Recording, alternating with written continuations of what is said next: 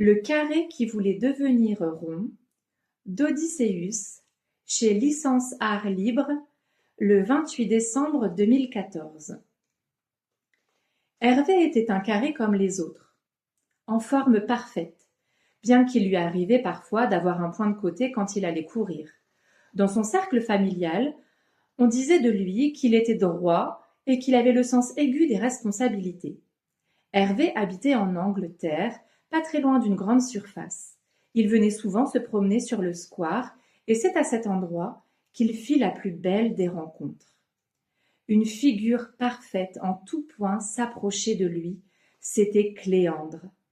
À la base, elle était médiatrice dans un centre de bar parallèle, mais sans emploi, elle travaillait chez Le Cercle au rayon disques. Plus elle s'approchait de lui, plus Hervé sentait son cœur palpiter. Hervé en était tombé éperdument amoureux. Il ne pouvait dire quoi que ce soit. Cléandre passa lentement sans rien dire. Elle avait des courbes gracieuses et l'image qu'elle projetait était tout simplement magnifique. Peu à peu, elle s'éloigna. Les secondes intenses qu'il venait de vivre firent place à une immense déception. Elle ne lui avait pas adressé la parole et ne l'avait même pas regardé. Pourtant, Hervé s'imaginait bien l'enlacer tendrement, la faire rire, vivre avec elle pour toute la vie. Il l'emmènerait au cinéma, au restaurant, ils boiraient du café latte dans les règles de l'art, ils auraient une belle maison et plein d'enfants. Mais elle ne m'a pas regardé. Je suis transparent pour elle. Je ne suis sans doute pas à son goût, pas assez beau, trop anguleux, trop pointu pour elle peut-être, pleurnicha-t-il.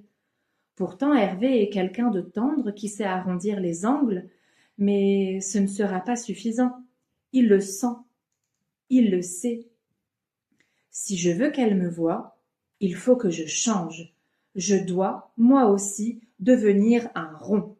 Elle me verra enfin et s'apercevra que je suis beau, circulaire et parfait. Je vais changer pour elle, je vais devenir rond, dit-il, bien décidé à la conquérir. Hervé eut une idée. Je vais rouler et rouler encore jusqu'à ce que mes angles s'arrondissent, s'aplanissent puis disparaissent pour devenir un disque parfait.